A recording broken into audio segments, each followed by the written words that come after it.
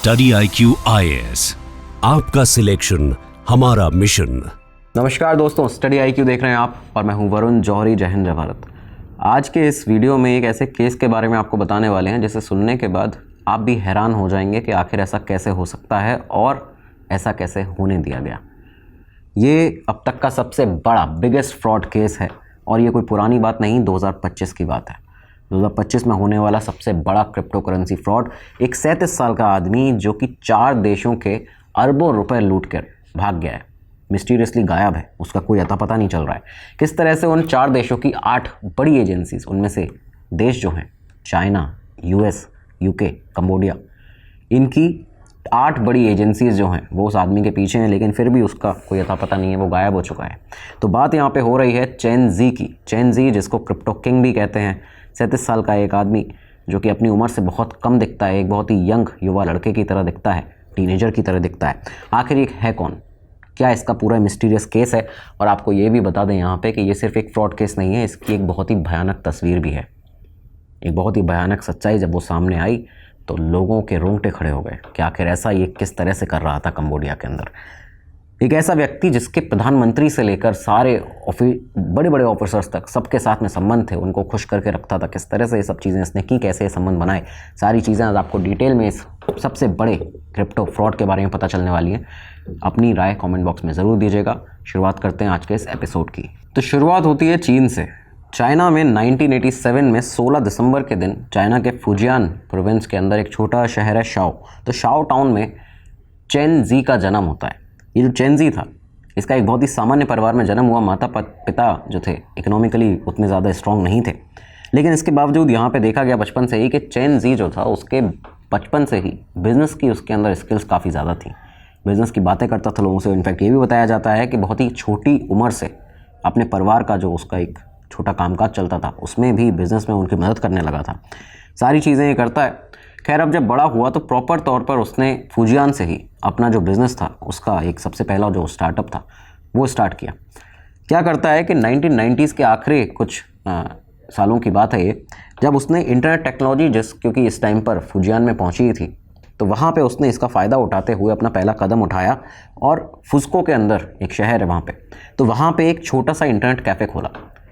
ये internet cafe एक बहुत ही छोटा वेंचर था, लेकिन उसका विज़न बहुत बड़ा था चेन ज़ी का।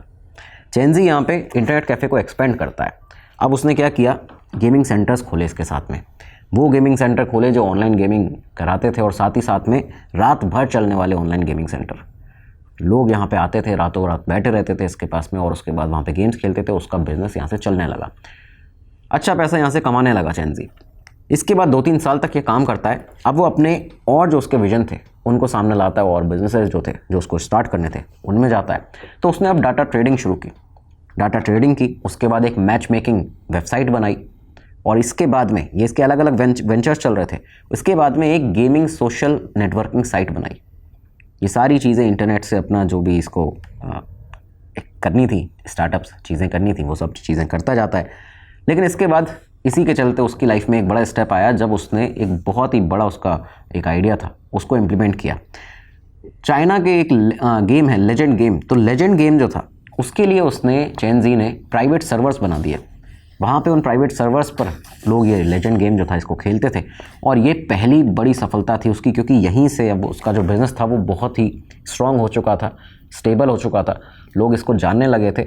और अब चेन ज़ी जो था वो एक बिजनेसमैन के तौर पर पूरी तरह से अपनी पहचान इस पूरे फुजियान के अंदर बना चुका था। खैर, अब साल यहाँ से आगे बढ़ते हैं, 2010 आता है और 2010 के आखिरी में या 2011 के शुरुआत की बात बताई जाती है जब चेन ज़ी ने अपनी लाइफ का एक बहुत ही बड़ा डिसीजन लिया। देखिए, अब तक वो यहाँ पे फुजियान में चाइना के अंदर ये सारे बिज़नेस कर चुका था इंटरनेट से रिलेटेड, लेकिन अब उसे लग रहा था कि कुछ बड़ा किया जाए और अब रियल एस्टेट में हाथ आजमाया जाए। यहाँ पे अब वो यंग एंटरप्रेन्योर तो बन ही चुका था, तो अब उसने एक बहुत बड़ा डिसीजन लिया कि वो चाइना को छोड़ देता है, चाइना से निकलता है और सीधा अब रुख करता है कंबोडिया का। कंबोडिया जाने का ये फैसला आखिर क्यों लिया गया था? इसके पीछे का कारण ये है कि उस समय पर चाइना का जो रियल एस्टेट मार्केट था वो ओवर हीटेड था। बिल्डिंग्स वगैरह जो थी, बाकी कंस्ट्रक्शन जो था, कई लोग कर रहे थे, बहुत लोग थे यहाँ पे, ओवर प्राइस्ड भी था ये मार्केट, तो अपॉर्चुनिटीज़ बहुत कम थी और उस तरह से जो रिस्क था वो बहुत ज़्यादा बढ़ जाता है। इसकी वजह से उसने कंबोडिया को चुना था। कंबोडिया में यहाँ पे उसको अपॉर्चुनिटीज़ दिखी और दूसरी चीज़ ये भी थी कि शी जिनपिंग ने बेल्ट एंड रोड इनिशिएटिव जो है उसकी शुरुआत कर दी थी। तो जो चाइनीज़ इन्वेस्टमेंट था वो भी कंबोडिया में लगातार पहुँचने लगा था। और सिर्फ इन्वेस्टमेंट नहीं, अगर आप देखें तो चाइनीज़ टूरिस्ट जो हैं वो भी पहुँचते थे और गैम्बलर्स भी पहुँचते थे, क्योंकि चाइना के अंदर गैम्बलिंग इलीगल थी लेकिन कंबोडिया में इलीगल नहीं थी। और यहाँ पे अभी इन्वेस्टमेंट जो चाइनीज़ पहुँच रहा है, तो इसके बाद अपॉर्चुनिटीज़ काफ़ी ज़्यादा थी जिनको देखा चेंजी जैसे लोगों ने। चेंजी यहाँ पे सीधा कंबोडिया का रुख करता है, वहाँ पे पहुँच जाता है, अपना देश उसने छोड़ दिया। कंबोडिया में शिनॉकविल एक जगह, एक छोटा सा कोस्टल टाउन, पहले यहाँ पे फिशरमैन रहा करते थे, लेकिन धीरे धीरे जैसे जैसे ये इन्वेस्टमेंट आया चाइना की तरफ से, कंबोडिया का एक कोस्टल टाउन 2010 के बाद से ही देखा गया कि चाइनीज़ कैसीनोस का गैम्बलिंग हब बन चुका है। मतलब वहाँ पे सबसे ज़्यादा हब पाए जाते हैं, मिलते हैं, लगातार उस समय पर बन रहे थे, बिल्डिंग्स वहाँ पे बन रही थी, होटल्स वहाँ पे बन रहे थे। और इन्हीं सब के वजह से चेंजी वहाँ पे पहुँचा था यही सब चीज़ें करने के लिए। तो शिनॉकविल एक ऐसी जगह थी बेसिकली वहाँ पे उस समय पर 2010 और 2011 के बीच में कंबोडिया में, कि जहाँ पे कोई भी बिज़नेस स्टार्ट आके कर सकता था बिना किसी रिस्ट्रिक्शन, बिना किसी रूल्स के। और लोग यहाँ पे आ भी रहे थे, तमाम सारे चाइनीज़ और भी इन्वेस्टर्स आए, बहुत सारे बिजनेसमैन आए। तो उन्हीं में से एक चेंजी था। चेंजी ने इस पूरे जो प्रॉपर्टी बूम था उसका फ़ायदा उठाना शुरू किया। और कंबोडिया में इसके बाद उसने अब यहाँ पे अपना जो पहला इन्वेस्टमेंट था वो उसे लेकर आता है। ये इन्वेस्टमेंट जो उसका पहला आया है ये भी बहुत ज़्यादा मिस्टीरियस है, क्योंकि जो डेटा बताता है उसके अकॉर्डिंग 2011 में उसने कंबोडिया के अंदर रियल एस्टेट में एंटर करना चाहा, उसके लिए अप्लाई किया। बैंक अकाउंट उसको खोलने के लिए जब उसने अप्लाई किया था तो वहाँ पे उसने एक लेटर जो था वो लिख के दिया था कि उसके एक अंकल हैं, अंकल का नाम नहीं लिखा गया था वहाँ पे, अननेम्ड अंकल, एक ऐसे अंकल जो कि $2 मिलियन उसको दे रहे हैं, यानी चेंजी को दे रहे हैं यहाँ पे इन्वेस्टमेंट के लिए, उसके रियल एस्टेट प्रोजेक्ट के, उसकी एक नई कंपनी के। तो एक इस तरह का शख्स कोई $2 मिलियन उसको दे रहा है, उसका नाम भी उसने वहाँ पे नहीं बताया था।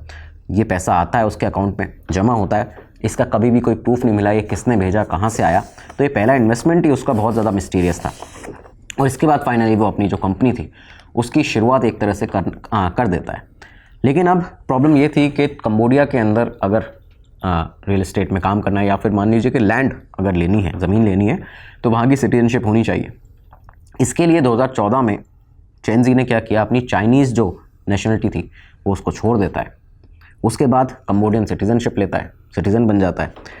यहाँ पे उसने अब लैंड खरीदने के लिए पूरी तरह से, जब कंबोडिया की उसको सिटीजनशिप मिल गई तो तैयार था, पूरी तरह से रेडी था।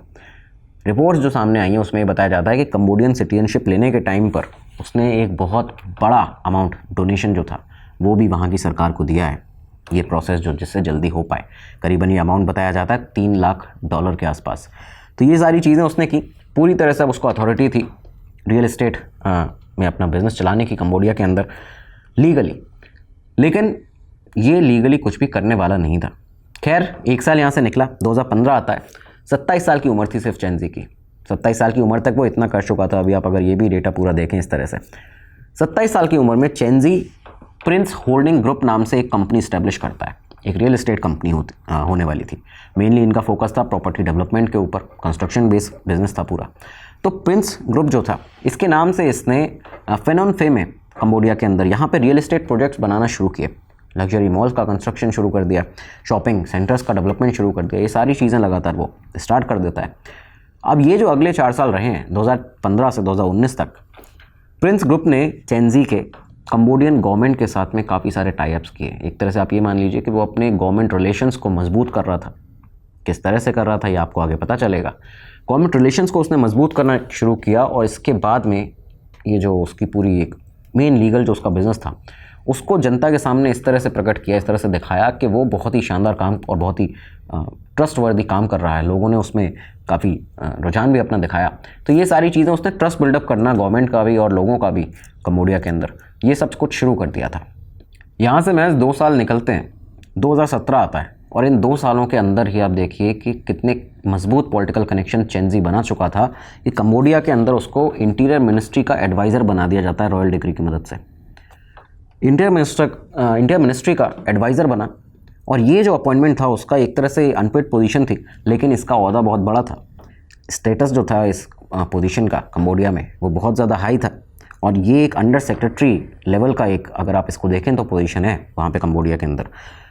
इसी साल उसने, यहाँ पे अब आप इसको कनेक्ट करेंगे लिंक्स को, कि इसी साल उसने एक शख्स के साथ में, शख्स जिसका नाम था सर सोखा, जो कि इंटीरियर मिनिस्टर का ही बेटा था, उसके साथ में एक पार्टनरशिप करता है वो और एक कसिनो बनाना शुरू करता है। सर सोखा के साथ उसकी पार्टनरशिप हुई।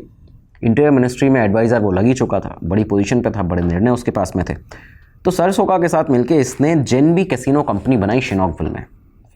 ये जितने भी बिज़नेस इसने खोले हैं इन सब के नाम याद रखिएगा, आपको आगे पता चलेगा कि क्या क्या इसमें हो रहा था 2025 तक आते आते जब ये सब आउट हुआ है। तो खैर जेनबी कैसीनो कंपनी जो थी वो शिनॉकविल में बनाई इसने। उसके बाद कैसीनो का अपना बिज़नेस शुरू करता है, इधर रियल एस्टेट किया, अब कैसीनो, होटल, ये सब चीज़ें करने लगा। अब बारी थी बैंकिंग की। साल 2018 यानी अगले ही साल चेंजी रुकने वाला नहीं था, वो एक्सपेंड ही करता जा रहा था अपने बिजनेसेस को अलग अलग। चेंजी ने क्या किया, प्रिंस बैंक के नाम से एक बैंकिंग सर्विस में अपना इनिशिएटिव लेता है और एक नई कंपनी खोलता है। कॉमर्शियल बैंकिंग लाइसेंस जो था वो उसको यहाँ पे मिलता है प्रिंस बैंक के लिए, कंबोडिया के अंदर। आप देखिए 1 साल के अंदर उसको ये भी मिल गया। प्रिंस ग्रुप रियल एस्टेट तक अब सीमित नहीं था, अब ये फुल फ्लेज ऑपरेटेड बैंक बन चुका था।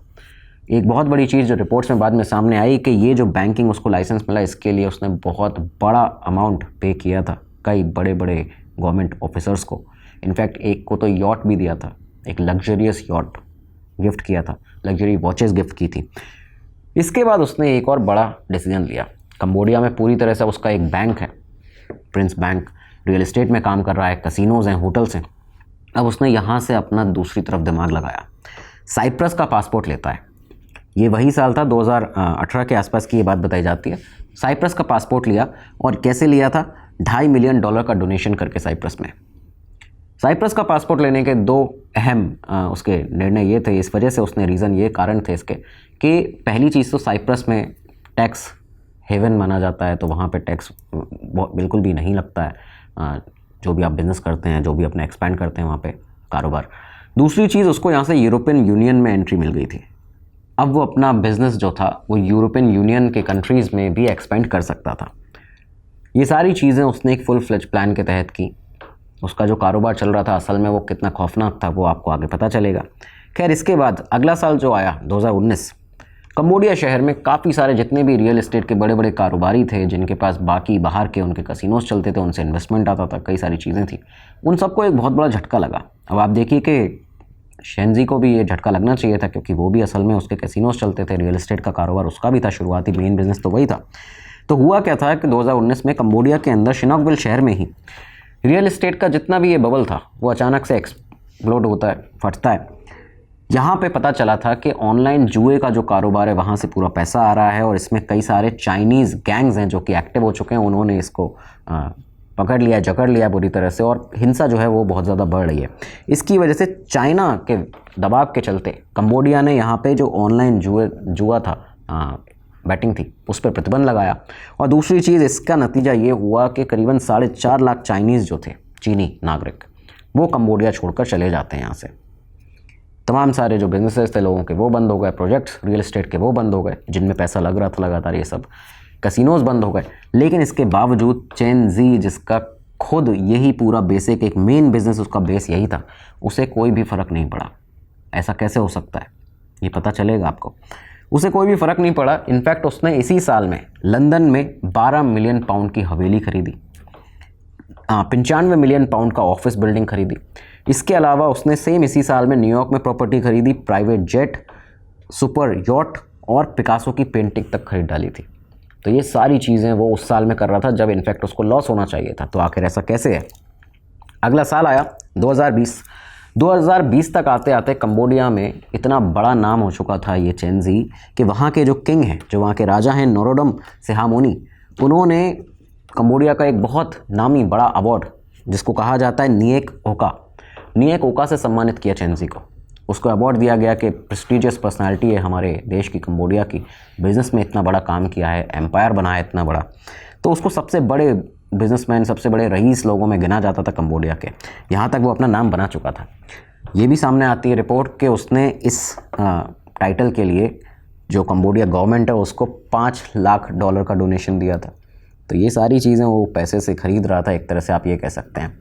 खैर, इसी 2020 में उसको डिप्लोमेटिक पासपोर्ट भी मिल जाता है। आप ये सोचिए कि 2020 आया है, ये अब तक जब से हम आपको बता रहे हैं 2015 से उसने यहाँ पे प्रॉपरली अपना कंपनी इस्टेब्लिश की है, प्रिंस ग्रुप। 5 साल के अंदर हर चीज़ उसके पास में आ चुकी है। 2020 में आके उसको डिप्लोमेटिक पासपोर्ट मिल जाता है। बैंक डॉक्यूमेंट जो उसके हैं उनसे पता चला है कि ये जो डिप्लोमेटिक पासपोर्ट मिला उसने किसी एक गवर्नमेंट ऑफिसर को कंबोडिया के अंदर लग्जरी वॉचेस जो हैं वो $1 मिलियन की वो गिफ्ट की थी। उसके बाद उसको ये सब मिला है। तो अब खैर सारी ब्राइबरी करने के बाद, रिश्वत के दम पर, अपना अथाह पैसे के ज़ोर से, अब चेन के पास Chinese, Cambodian, Vanuatu, Cyprus, Saint ल्यूसिया सब जगह के पासपोर्ट थे। इन सब जगह उसके बिजनेसेस अलग अलग चल रहे थे, प्रॉपर्टीज़ उसने लेकर डाल रखी थी। कंबोडिया के हाईएस्ट रैंकिंग ऑफिसर्स जो हैं उनके साथ में संबंध थे। पॉलिटिकल रिलेशन उसके बहुत ज़्यादा स्ट्रॉन्ग थे। इनफैक्ट बताते हैं कि जो आप देखिए इंटीरियर मिनिस्टर का बेटा उसका बिजनेस पार्टनर है, इंटीरियर मिनिस्टर का वो खुद एडवाइज़र बन गया है। फॉर्मर पीएम जो रहे हैं कंबोडिया के, उनके साथ में उसके लिंक्स हैं। तो ये सारी चीज़ें, हुन सेन, पीएम हुन सेन उनका एडवाइज़र रहा, और साथ ही साथ में निएक ओ का जो बहुत बड़ा टाइटल है कंबोडिया का, रिस्पेक्टेड टाइटल, वो सब कुछ उसको मिल चुका था। दोस्तों अब आपको बताएं कि आखिर चेन जी का ये ओरिजिनल बिजनेस था क्या, उसका असल काम क्या था जो कि बहुत भयानक था। उसके पहले एक ज़रूरी अनाउंसमेंट आप सभी के लिए, जो भी आप लोग ये वीडियो देख रहे हैं, अगर आप अपने करियर को एक बड़ी ग्रोथ एआई के साथ देना चाहते हैं तो स्टडी IQ का जेन एआई कोर्स आपके लिए अवेलेबल है। स्क्रीन पर आपको कोर्स दिख रहा होगा, उसका प्राइस दिख रहा होगा। इस प्राइस पर भी बहुत बड़ा डिस्काउंट आपको मिल जाता है अगर आप VJ लाइव कोड लगाते हैं। ये कोड भी आपको स्क्रीन पर नज़र आ रहा होगा। कैसे लेंगे इस कोर्स को अपने करियर को बड़ी ग्रोथ देने के लिए, इसी वीडियो के नीचे डिस्क्रिप्शन बॉक्स है, वहाँ पर आपको लिंक मिल जाएगा। क्लिक करिए, VJ लाइव कोड लगाइए, उस जो प्राइस है उस पर बहुत बड़ा डिस्काउंट पाएंगे और अपने करियर को एक बड़ी ग्रोथ देंगे। देखिए ये जो कोर्स है AI का, इसमें आपको ऑटोमेशन, प्रोफाइल बिल्डिंग सभी कुछ सिखाया जाता है। आप अपना खुद का AI स्टूडियो बना सकते हैं। इसके साथ ही यहाँ पे आपको 40 आवर्स से ज़्यादा की लाइव क्लास मिल जाती है, रिकॉर्डेड क्लास मिल जाती है, हिंदी इंग्लिश दोनों भाषा में बैचेस मिल जाते हैं ये। और यहाँ पे टॉप जो फैकल्टीज़ हैं भारत के, जो AI एजुकेटर्स हैं, उनसे आपको ये सब सीखने का मौका मिलता है। तो आप देर मत कीजिए, अपना कोर्स जो है उसको परचेज़ कीजिए, अपने करियर को एक बड़ी ग्रोथ दीजिए। अब आगे बढ़ते हैं अपने एपिसोड में। अब आपको बताते हैं कि आखिर चेन जी का असल में बिज़नेस क्या था। देखिए असलियत में वो करता था crypto currency fraud, pig butchering scams और फोर्स्ड लेबर। बहुत बड़े पैमाने पर, छोटे मोटे पैमाने पर नहीं। सबसे पहले समझते हैं पिग बचरिंग स्कैम क्या होते हैं। ये एक चाइनीज़ फ्रॉड टेक्निक है। इसमें क्या किया जाता है कि स्कैमर जो होता है, मान लीजिए कोई एक स्कैमर है, वो अपने फेक अकाउंट बनाएगा। उसके बाद यूजुअली अकाउंट इंस्टाग्राम पे, फेसबुक पे या फिर डेटिंग ऐप्स के ऊपर होते हैं। डेटिंग ऐप्स को बहुत ज़्यादा फोकस करते हैं ऐसे में। महीनों तक रोमांटिक रिलेशनशिप बनाएगा लोगों के साथ में, अलग अलग लोगों के साथ में। ओरिजिनल अकाउंट होगा क्योंकि किसी शख्स को वहाँ पे लगाया गया है इस काम को करने के लिए, और उसको भी फोर्सफुली यहाँ पे लगाया जा रहा है, उसको ट्रैफिक किया गया है, फोर्सफुली यहाँ पे लगाया गया है स्कैम करने के लिए। तो वो क्या करेगा, पहले ट्रस्ट बिल्ड करेगा। उसके बाद में ट्रस्ट बनने के बाद में जो उसका पार्टनर है उससे बोलेगा कि आप अपना जो पैसा है वो क्रिप्टो करेंसी मार्केट में लगाओ, मैं आपको बहुत बड़ी रिटर्न्स दिलवाऊंगा। और इसके बाद फाइनली स्लॉटर, यानी कि आखिरी स्टेप जो इनका स्लॉटर होता है, उसमें क्या करते हैं ये लोग कि विक्टिम का जो सारा पैसा है, जैसे ही वो सब कुछ उसने भेज दिया, उसके बाद ये गायब हो जाते हैं, घोस्ट बन जाते हैं, वैनिश हो जाते हैं। 2015 से 2020 के बीच में चेन और प्रिंस ग्रुप ने, जो चेन जी का प्रिंस ग्रुप है, उसने कम से कम 10 कंपाउंड ऐसे बनाए अलग अलग कंबोडिया के अंदर, जिसमें ये सारे के सारे स्कैम जो थे वो चलते थे। और यहाँ पे हज़ारों लोगों को रखा जाता था, फोर्स्ड लेबर उनसे कराई जाती थी, ट्रैफिकिंग करके ये लोग इन लोगों को किडनैप करके एक तरह से लाते थे यहाँ पे, और उनसे फिर ये स्कैम कराए जाते थे। सबसे फेमस जो था उसका इस तरह का एक कंपाउंड, ऐसे 10 कंपाउंड थे उसके। आपने स्क्विड गेम मूवी देखी होगी, उसमें रियलिटी में भी स्क्विड गेम है, एक इस तरह का कंपाउंड हुआ था इतिहास के अंदर। हम आपको उसके बारे में भी डिटेल में एपिसोड बताएंगे, लेकिन कहीं ना कहीं आप इसको रिलेट कर पाएंगे कि लोगों को लाया जा रहा है, उनसे फिर फोर्सफुली कुछ ना कुछ चीज़ें कराई जा रही हैं। तो यहाँ पे स्कैम कराता था। तो ऐसा इसने एक कंपाउंड बनाया था जो कि सबसे फेमस था उसका, गोल्डन फॉर्च्यून रिजॉर्ट वर्ल्ड। उसको golden Fortune science and technology park भी कहा जाता था। फेनोन फे के पास एक गांव के अंदर इसने बनाया था। इसके अलावा जो जिन बीन कैसीनो कंपाउंड था वो भी शिनॉकविल में, जो उसने इंटीरियर मिनिस्टर के लड़के के साथ, सन सोका के साथ मिलकर बनाया था। तो ये भी एक और इसका कंपाउंड था।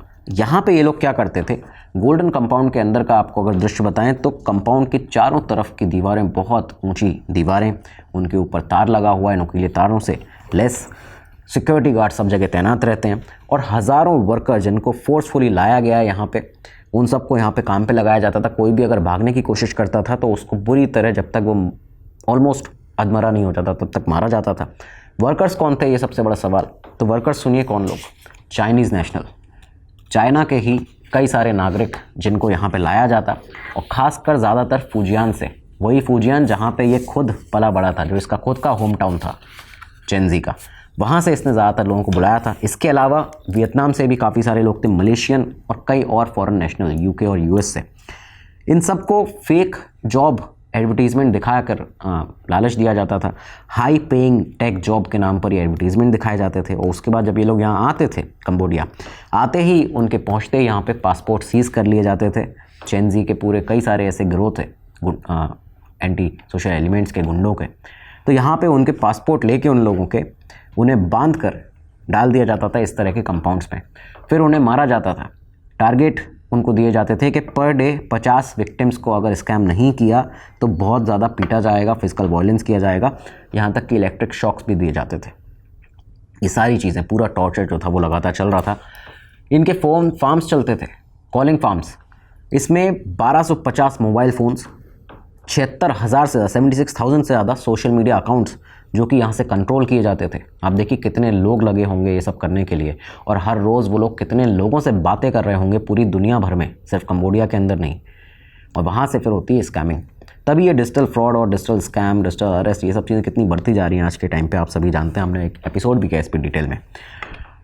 हर फ़ोन पर डिफरेंट फेक पर्सन जो थे वो बात करते थे, और यहाँ से थाउजेंड्स ऑफ जो लोग हैं, विक्टिम्स हैं, उनको टारगेट किया जाता था। लेजर में एक एंट्री मिली है वहाँ की कि 2018 में एक दिन के अंदर $30 मिलियन का प्रॉफिट कमा कर दिया है एक कंपाउंड ने, एक दिन के अंदर। तो ये लेजर की एंट्रीज जो बाद में अब जाके निकल रही हैं सामने। आपको याद होगा, हमने आपको बताया इसी एपिसोड में कि अगस्त 2019 में रियल इस्टेट जो था कंबोडिया के अंदर उसका बर्स्ट हुआ, कई सारे प्रोजेक्ट फेल हुए, ऑनलाइन गैम्बलिंग जो थी वो पूरी तरह से बैन हो गई थी, कैसीनोज बंद हो गए थे। लेकिन चेंजी को कोई फ़र्क नहीं पड़ा था। वो इसलिए ही नहीं पड़ा था कि क्योंकि जो पैसा रियल इस्टेट से, जो पैसा कैसीनोज से नहीं आ पा रहा, वो इन कंपाउंड से आ रहा था उसका। यहीं से वो लगातार पिकासो की पेंटिंग खरीद रहा था, अलग अलग जगह, न्यूयॉर्क में और तमाम सारे शहरों में दुनिया के, बड़ी बड़ी $95 मिलियन, $12 मिलियन, इतने ये सब इन्वेस्टमेंट कर रहा था, अपनी प्रॉपर्टीज़ ले रहा था। चेंजी और उसके एसोसिएट्स ने इस टाइम में 100 से ज़्यादा शेल कंपनीज़ बनाई हैं 12 कंट्रीज़ में। Singapore, Hong Kong, British virgin islands, केमन आइलैंड्स, यूएसए और लंदन, ये सब देश हैं उसमें शामिल। ये सारी चीज़ें, तो इसका एक बिज़नेस था ही। इसके साथ ही ये क्रिप्टो करेंसी फ्रॉड करता था। क्रिप्टो करेंसी एक्सचेंजेस से, क्रिप्टो माइनिंग फार्म से, ऑनलाइन गैम्बलिंग प्लेटफॉर्म से, प्रिंस ग्रुप के सब्सिडरीज के रूप के तौर पर इसने इन सबको बना रखा था। इस तरह की कई अलग अलग क्रिप्टो करेंसी फ्रॉड की कंपनीज, फर्म्स, ये सब कुछ कैसे ऑपरेट कर रहा था अब तक आप लोग समझ चुके होंगे। मैसिव स्केल पर ब्राइबरी हो रही थी, रिश्वतखोरी मैसिव, बहुत बड़े स्केल पर हो रही थी। इनफैक्ट 2019 में चेंजी के एक एसोसिएट ने अपना एक काम करवाने के लिए, चेंजी का ही एक काम करवाने के लिए $3 मिलियन का यॉट खरीद कर एक सीनियर ऑफिसर को दिया है कंबोडिया के, ब्राइब के तौर पर। लग्जरी वॉचेस करोड़ों रुपए की, ये यहाँ पे चाइनीज़ ऑफिशियल्स को दी गई हैं। आप देखिए, चाइना और कंबोडिया दोनों के ऑफिसर इसमें इन्वॉल्व हैं। कंबोडिया, चाइना, यूएसए में ऑफिसर्स को ब्राइब दी गई है। अमेरिका का भी नाम सामने आता है, और चाइना का ministry of public security MPS और ministry of state security MSS, इन दोनों के ऑफिसर्स को ब्राइब लगातार, रिश्वत लगातार चेंजी के पास से जाती थी। ये लोग क्या कर रहे थे, खुद के ही नागरिकों को कंबोडिया में भेज कर इस तरह से, उन सबको पता था कि यहाँ पे उनसे स्कैम कराया जा रहा है, फ्रॉड लेबर कराया जा रहा है, फोर्स लेबर कराया जा रहा है, लेकिन फिर भी यहाँ पे उनको भेजा जाता था पैसों के लिए। खासकर ये जो MSS और चाइना के जो बाकी ऑफिसर्स थे जिनको ब्राइब मिलती थी, वो लोग वार्निंग सिग्नल्स का काम करते थे। एडवांस वार्निंग सिग्नल देते थे जब जब रेड होने वाली होती थी, या फिर चाइनीज़ एजेंसीज जो हैं कभी क्रैकडाउन करने वाली हैं, या कुछ इस तरह की चीज़ें, कंबोडिया के अंदर ऐसा कुछ चल रहा है, तो ये लोग पहले ही बता देते थे कि नेक्स्ट वीक अगले हफ्ते पुलिस आने वाली है, कंपाउंड खाली करो। ये था ओवरऑल नेक्सस चेंजी का। लेकिन ये जितना भी खौफनाक एम्पायर चेंजी ने बनाया था, उसको देख के बिल्कुल समझ में नहीं आता कि इस तरह का काम उसने किया होगा। खैर, बुरे काम का बुरा नतीजा होता ही है, अंत उसका ज़रूर लिखा होता है कि अंत होगा, और वो अंत हुआ। उसकी शुरुआत हुई 2023 में। 2023 में एक मिस्टीरियस वाक़या हुआ था कि एक 25 साल के यी मिंग डाली नाम के एक व्यक्ति का मर्डर हुआ था, और सूटकेस में उसका पूरा शव जो था वो मिला। एक ट्रैफिक वर्कर था, इसके बारे में पता चला कि एक ट्रैफिक वर्कर है, यहाँ पे इसको लाया गया था, और शिनॉकविल में, वहीं पे जिस जगह पे चेंजी का पूरा कंपाउंड था, 10 ऐसे कंपाउंड में से एक, तो वहीं पे उसका ये सब मिला था, स्कैम कंपाउंड में काम करता था। इसके बाद भी इन्वेस्टिगेशन शुरू हुई, लेकिन इस बीच में चाइना की एजेंसीज इन्वेस्टिगेशन पहले से कर रही थी। मेजर जजमेंट एक आया 2023 में ही चाइनीज़ कोर्ट का।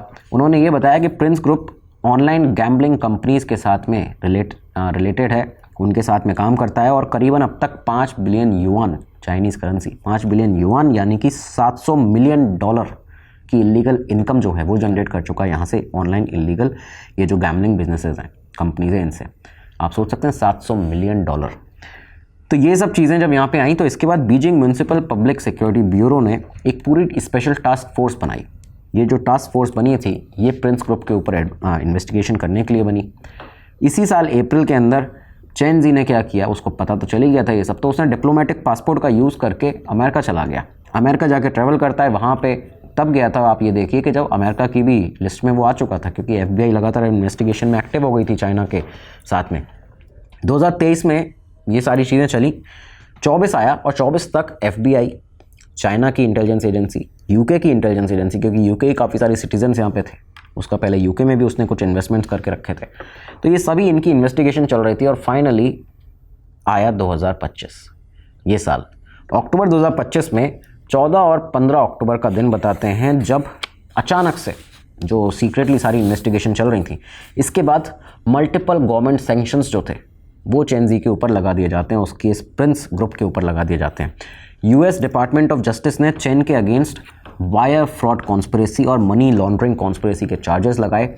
उसके जो $15 बिलियन के बिटकॉइंस थे, उसके पास में कम से कम 1,27,271 बिटकॉइन थे, उन सबको सीज़ कर लिया। ये अब तक की हिस्ट्री का बिटकॉइन का सबसे बड़ा सीज़ है। ये किया गया, मैक्सिमम पेनल्टी 40 साल की लगी थी। US ट्रेजरी ने उसको, प्रिंस ग्रुप को, ट्रांसनेशनल क्रिमिनल ऑर्गेनाइजेशन डेजिग्नेट कर दिया। सोचिए, एक कंपनी जो कि रियल एस्टेट की तरह शुरू हुई थी, transnational terrorist organisation, criminal organisation बन चुकी है। तो ये सब डेजिग्नेट किया गया, US सिस्टम से उसको पूरी तरह से कट ऑफ किया।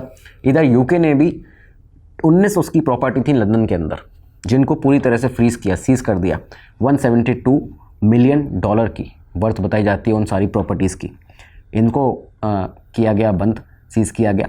चेन जी का ट्रैवल बैन किया गया, उसके एसेट्स को फ्रीज किया। सिंगापुर पुलिस ने 30 अक्टूबर को $115 मिलियन के उसके एसेट्स को सीज कर दिया। 6 प्रॉपर्टीज़ थी, उसमें बैंक अकाउंट्स थे, सिक्योरिटी यॉट और 11 गाड़ियाँ, 11 कार, लग्जरी कार। ये सब चीज़ें उसकी यहाँ पे की जाती हैं। अब इन सब की भनक चेन जी को लग चुकी थी, पता था उसको। एजेंसीज अपना काम कर रही थी, यहाँ पे कोर्ट्स के ही पेपर जजमेंट सामने आ रहे थे। 56 पेज का एक पूरा जजमेंट, उसमें सामने ये लिखा है कि चेन जी 38 साल का एक आदमी, जिसने, जो फाउंडर है, चेयरमैन है प्रिंस ग्रुप का, वो उस पर आरोप है कि उसने force labour scam compound across Cambodia चलाए हैं और हज़ारों जो वर्कर्स हैं उनको ट्रैफिक किया है, इन प्रिजन रखा गया है, क्रिप्टो करेंसी फ्रॉड में फोर्सफुली उनको डाला गया है। तो एक बहुत बड़ा जुर्म है ये, इसकी वजह से उसको सज़ा होगी। लेकिन जैसे ये सब चीज़ें हुई तो 17 और 18 अक्टूबर, इनफैक्ट जब ये चालू ही हुआ था, शुरुआत ही हुई थी इन सब चीज़ों की, चेन जी को पकड़ने के लिए जब अलग अलग जगह रेड की जा रही थी, वो कहीं भी मिल नहीं रहा था। और यही वो दिन था 18 अक्टूबर का, जब चेन जी के जो वेयर अबाउट्स थे, वो किसी से भी पूछो तो उसको, किसी को नहीं पता था कि वो गया कहाँ है। वो एक धुएँ की तरह गायब हो चुका है, कहाँ है, किधर है, किसी को नहीं पता। लेकिन अब चेन जी तो नहीं है, लेकिन उसके साथ के एसोसिएट काफ़ी सारे, उनसे पूछताछ की जा रही है। पूछताछ में कई उसके बड़े लिंक, उसके डॉक्यूमेंट, उसके डेटा, सबसे पता चल रहा है कि उसका तो जो करंट PM है कंबोडिया के, हुन मिन्ट, उनके साथ में संबंध, जो फॉर्मर PM रहे प्रधानमंत्री कंबोडिया के हुन सेन, उनके साथ में कनेक्शंस। पॉलिटिकल सर्कल में शॉक में हैं लोग इस वजह से। प्रिंस ग्रुप पर पूरी तरह से अब कोलैप्स हो रहा है, क्योंकि सब जगह से सीज़ हो चुका है। लेकिन प्रिंस बैंक जो है, जो इसने खोला था, लोगों ने उसमें अकाउंट्स खोले थे, सारे लोगों का अकाउंट जो है वो सीज़ हो चुके हैं, उनका जो पैसा है वो बुरी तरह फंस चुका है। देखिए आप किस तरह से फ्रॉड की वजह से आम लोगों की ज़िंदगी जो है वो बर्बाद होती है। और ये कैसा फ्रॉड किसने किया कि एक शख्स जिसके पॉलिटिकल कनेक्शंस थे, बिजनेसमैन बना, टाइकून बना, पैसे दिए सरकार को, भ्रष्ट लोगों को, और उसकी वजह से ये लोग सब मज़े में रहे, लेकिन फंसा एक आम आदमी, जिसने वहाँ पे उस अकाउंट में, जो बैंक था, उसमें अकाउंट खुलवाया अपना। खैर, जर्नलिस्ट और इन्वेस्टिगेटर्स जो हैं कंबोडिया के, उन्होंने सीधी तरह से ये छापना शुरू कर दिया कि कंबोडियन गवर्नमेंट को पूरी तरह से ये पता था, प्रोटेक्शन उसको मिला डायरेक्टली इनडायरेक्टली। इनका चाइना के कई सारे लोग MPS MSS के इसमें इन्वॉल्व हैं। मनी लॉन्ड्रिंग जो थी वो पूरी हांगकांग, सिंगापुर, लंदन तक फैली हुई थी और ये पूरा एक स्टेट प्रोटेक्टेड ऑपरेशन था जो ये लोग यहाँ से कंबाइंड चला रहे थे चेंजी को फेस बनाकर। चेंजी अभी भी किसी को नहीं पता कहाँ है। पॉसिबिलिटीज़ ये हैं कि जब मिलेगा तो, क्योंकि कंबोडिया की यूएस के साथ में एक्सट्रेडिशन ट्रीटी नहीं है, तो इसकी वजह से चाइना उसको भेजा जाएगा और कंबोडिया ने उसकी सिटीजनशिप भी रिवोक कर दिया है। अंडरग्राउंड है, वो हाइडिंग में है, कहीं ना कहीं छुपा हुआ है। जो उसने अलग अलग जो आइलैंड पे भी अपने घर बनाए हैं, तो क्या पता वहाँ पे गया हो। FBI इंटरनेशनली एक्टिव है, पूरी तरह से उसको ढूंढ रही है। चेंजी का जो ग्रुप, प्रिंस ग्रुप, पूरी तरह से कोलैप्स हो रहा है, प्रॉपर्टी सीज हो चुकी है। लेकिन सवाल सबसे बड़ा दोस्तों ये है कि आखिर ये आदमी, और ये कंबोडिया में उन लोगों के सामने भी सवाल है कि आखिर ये आदमी जो बहुत पहले पकड़ा जाना चाहिए था, क्योंकि ये फ्रॉड शुरुआत से ही इसने कर दी थी, इसकी प्रारंभ जो था वो उसका हो चुका था जब उसने मिस्टीरियसली $2 मिलियन उसके अकाउंट में आए। किसने भेजे, क्या भेजे, किसी को नहीं पता, तो जांच तभी से होनी चाहिए थी। लेकिन ये आदमी जो बहुत पहले पकड़ा जाना था, क्यों नहीं पकड़ा गया? इसका सीधा सिंपल आंसर ये है कि political connections, power, international complexity और corruption at every stage, at every level. हर स्टेज पे जो करप्शन है वो इस तरह के लोगों को बढ़ावा देता है, इनको इस तरह की भ्रष्टाचार करने का, इस तरह के स्कैम, इलीगल एक्टिविटीज़ करने के लिए बढ़ावा देता है। और यही सब चीज़ें हैं जो चेंजी जैसे लोग हर बार आते हैं इस तरह का स्कैम करके और गायब हो जाते हैं। तो दोस्तों, आपकी जो भी राय है अपने कमेंट बॉक्स में ज़रूर दीजिएगा। वो बहुत ज़्यादा महत्वपूर्ण, इंपॉर्टेंट आपकी राय हमेशा, और उसको पढ़ा जाता है, सुना जाता है, देखा जाता है। और इसके साथ ही अब अगले एपिसोड में मिलेंगे, तब तक के लिए दीजिए इजाज़त। नमस्कार, धन्यवाद, जय हिंद, जय भारत। स्टडी IQ IAS, आपका सिलेक्शन हमारा मिशन।